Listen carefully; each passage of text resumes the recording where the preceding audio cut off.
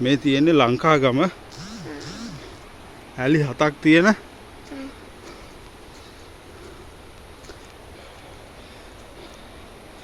තැනක් මේක. කන්ද උඩට ගිහිල්ලා තමයි ඇලි බලන්න යන්න තියෙන්නේ. ගයිඩ් කෙනෙක් ඉතින් ගන්න ඕන. අපි බලමු මේකේ සුන්දරත්වය කොහොමද කියලා.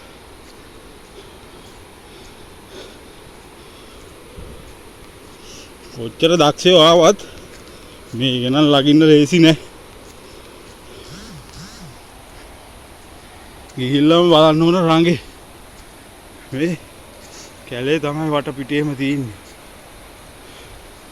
මේක අපේ රටේ සිංහරාජ වනාන්තරයට අයිති කොටසක තමයි මේක පිහිටලා තියෙන්නේ.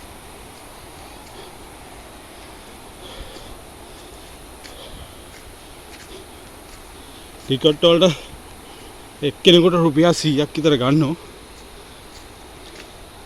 ගයිඩ් කෙනෙකුට රුපියල් 2500ක් ගන්නවා. ඇලි 7ම බලන්නේ.